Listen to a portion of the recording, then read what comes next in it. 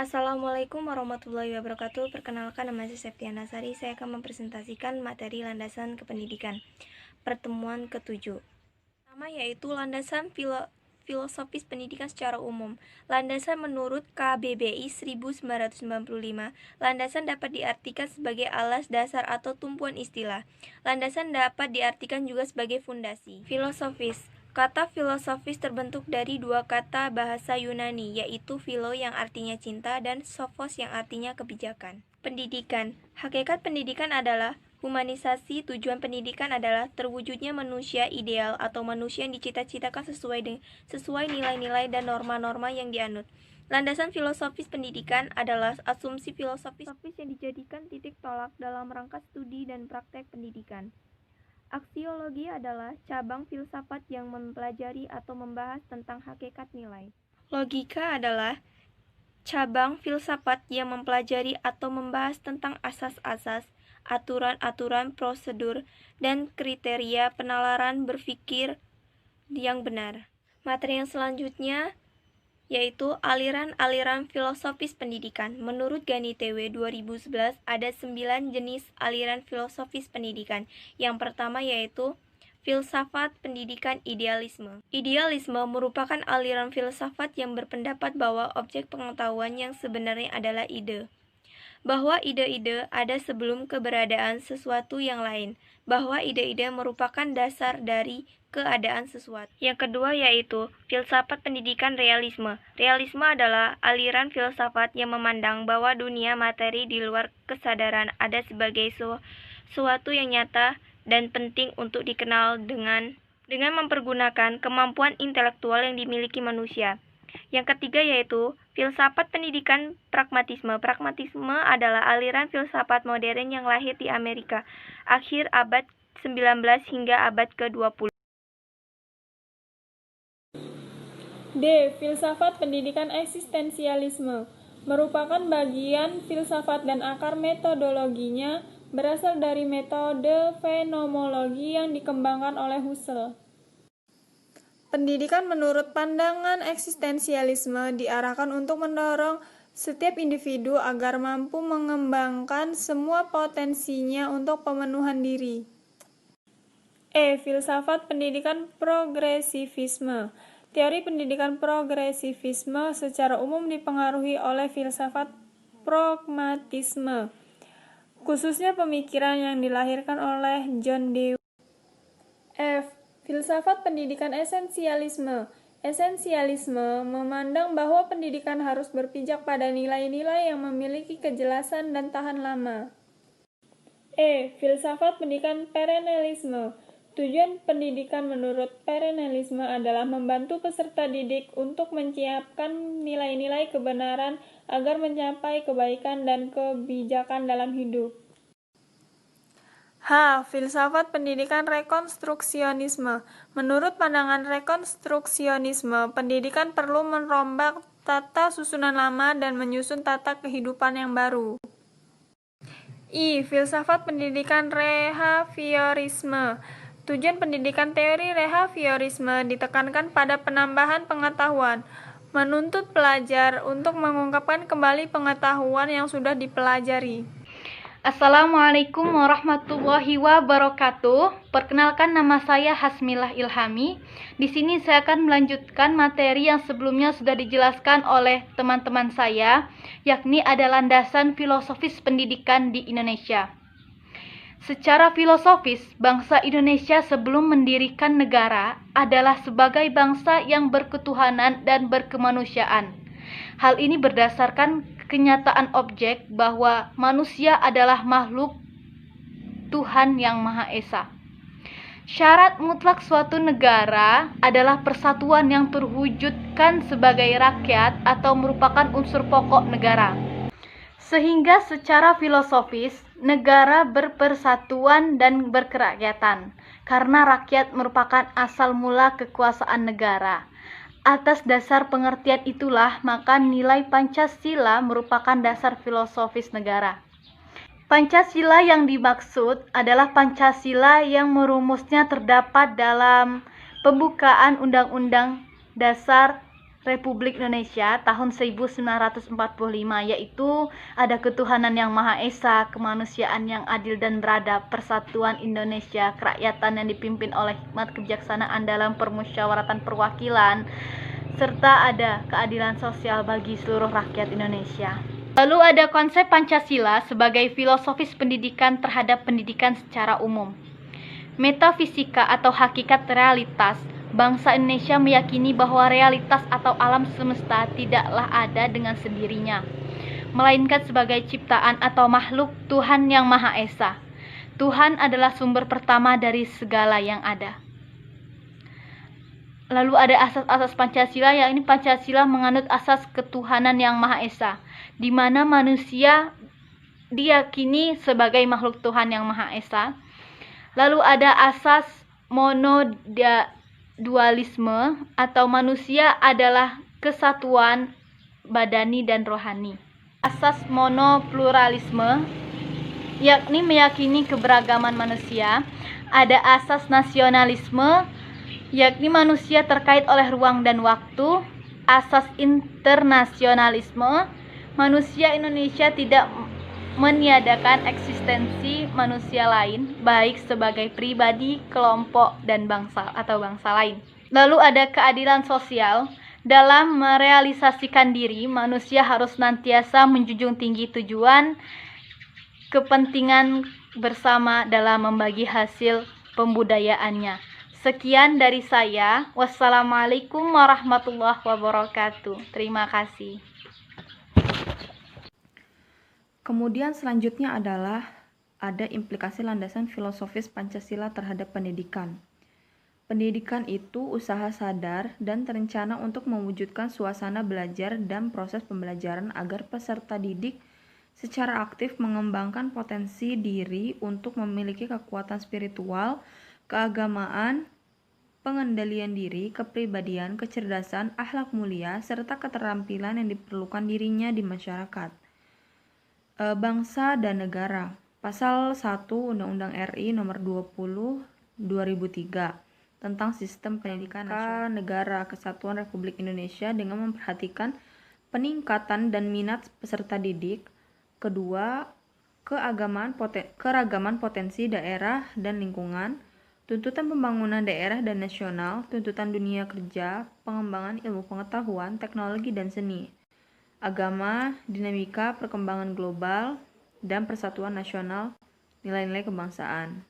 Nilai-nilai pengetahuan, norma kebiasaan yang dijunjung tinggi dan dipandang berharga tentunya tetap harus dipertahankan. Demikian juga pengetahuan dan nilai-nilai budaya yang masih dipandang benar baik juga perlu dikonversi. Secara umum, sistem pendidikan di Indonesia dan pembangunan pendidikan nasional yang dilaksanakan selama ini telah mencapai berbagai keberhasilan. Tapi, masyarakat seperti tingkat kualitas sekolah yang berbeda-beda antara perkotaan dan desa disebabkan oleh rendahnya pemerataan dan akses pendidikan. Banyak kurang fasilitas-fasilitas yang disediakan di sekolah, tenaga pendidik yang kurang memadai dan masih banyak masalahnya. Assalamualaikum warahmatullahi wabarakatuh. Saya ingin melanjutkan materi selanjutnya. Landasan filosofis pendidikan di Jepang. Prinsip samurai antara lain kemurahan hati, kebenaran dan keadilan, kesopanan dan kehormatan, kesetiaan atau loyalitas. Karakteristik dari bangsa Jepang yang mendorong bangsa tersebut yaitu: 1. Orang Jepang menghargai jasa orang lain. Hal ini dibuktikan dengan mengucapkan arigato, terima kasih. Tidak menganggap remeh jerih payah orang lain meskipun bantuan tersebut tidak seberapa. 2. Selain mengucapkan terima kasih, untuk menghargai pekerjaan dengan mengucapkan atsugar sama deta, maaf Anda tidak bersusah payah. 3. Perlunya setiap orang harus berusaha dilambangkan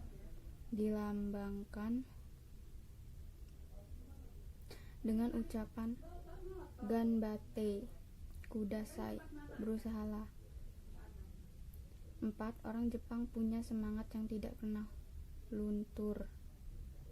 tahan banting dan tidak mau menyerah oleh keadaan yang terkenal dengan semangat Bushido, semangat kesatria. Selain filosofi Bushido, pendidikan di Jepang menamakan pendidikan karakter sejak dini agar generasi Jepang menjadi unggul. Budiman menyatakan bahwa sistem pendidikan Jepang dibangun atas dasar beberapa prinsip antara lain: 1. Legalisme pendidikan di Jepang mengedepankan aturan hukum dan melegalkan hak setiap individu untuk memperoleh pendidikan tanpa memandang agama, ras, suku, dan golongan yang berhak mendapatkan pendidikan yang layak. 2. Administrasi yang demokratis. Biaya di Jepang diusahakan dapat dijangkau sesuai keuangan masyarakat, memberikan beasiswa bagi siswa yang berprestasi atau siswa yang kurang mampu dalam keuangan. 3. Netralis hampir sama dengan legalisme pendidikan di Jepang, diberikan kepada setiap siswa tanpa membedakan latar belakang materi, asal-usul keluarga, status sosial antar golongan. 4. Penyesuaian dan penetapan kondisi pendidikan. Materi yang selanjutnya yaitu pengertian landasan psikologi pendidikan. Psikologi berasal dari kata Yunani fisik yang berarti jiwa, logos berarti ilmu pengetahuan. Jadi secara etimologi, psikologi berarti ilmu yang mempelajari tentang baik mengenai gejalanya, proses maupun latar belakangnya. Landasan psikologi pendidikan adalah suatu landasan dalam proses pendidikan. Perkembangan tertentu untuk mengenali dan meyakini manusia sesuai dengan tahapan usia perkembangan yang bertujuan untuk memudahkan proses pendidikan. Materi yang selanjutnya yaitu psikologi perkembangan. Ada 3 teori atau pendekatan tentang perkembangan, yaitu pendekatan tahapan, pendekatan diferensial, dan pendekatan ipsatif. 2. Psikologi belajar. Secara psikologis, belajar dapat didefinisikan sebagai suatu usaha yang dilakukan oleh seseorang untuk memperoleh suatu perubahan tingkah laku secara sadar dari hasil interaksinya dengan lingkungan. Assalamualaikum warahmatullahi wabarakatuh. Perkenalkan, nama saya Hasmillah Ilhami. Di sini saya akan menjelaskan materi yang sebelumnya sudah dijelaskan oleh teman-teman saya, yakni yang ketiga ada psikologi sosial. Menurut Hollander 1981, psikologi sosial adalah psikologi yang mempelajari psikologi seorang di masyarakat, yang mengkombinasikan ciri-ciri psikologi dengan ilmu sosial untuk mempelajari pengaruh masyarakat terhadap individu di antara individu. Dikutip di Pidarta 2007-219. Pembentukan kesan pertama terhadap orang lain memiliki 3 kunci utama, yaitu kepribadian orang itu, perilaku orang itu, latar belakang situasi. Dalam dunia pendidikan, kesan pertama yang positif yang dibangkitkan pendidikan akan memberikan kemudahan dan semangat belajar bagi anak-anak. Sekian dari saya. Wassalamualaikum warahmatullahi wabarakatuh. Kemudian yang kedua adalah implikasi psikologis pendidikan terhadap sistem pembelajaran. Menurut Daeng Sudirwo 2002 bahwa prinsip-prinsip pembelajaran itu ada 13. Yang pertama, agar seseorang benar-benar belajar, ia harus mempunyai tujuan. Kedua, tujuan tersebut harus berhubungan dengan dirinya dan tidak ada unsur keterpaksaan. Ketiga, orang tersebut dapat mengalami kesulitan-kesulitan dan harus secara ikhlas menerimanya dengan berbagai macam masalah. Keempat, hasil belajar harus ditunjukkan dengan bukti kelakuan dan perbuatannya. Kelima, selain tujuan pokok, ia pun harus berhasil mencapai hasil sambilan. Keenam, belajar berhasil dengan jalan berbuat atau melakukan. Ketujuh, seseorang belajar dengan secara keseluruhan, tidak hanya intelektual, sosial, emosional, dan etis. 8. Seseorang memerlukan bantuan dan dukungan dari orang lain. 9. Apa yang telah dipelajari harus benar-benar dipahami. 10. Selain mengejar tujuan-tujuan utamanya, seseorang juga selalu mengejar tujuan-tujuan lain. 11. Belajar akan lebih berhasil apabila tujuan tersebut berhasil dan menyenangkan. Ulangan dan latihan itu perlu, tetapi harus mengalami pengalaman dan pelatihan terlebih dahulu.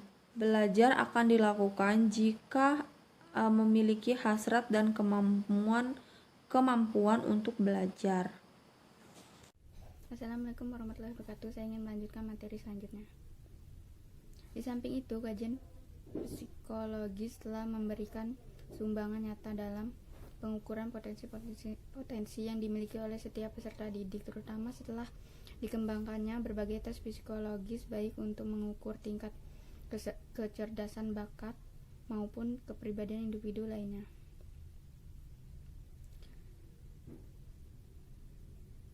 D. Guna calon guru mempelajari ilmu psikologis pendidikan.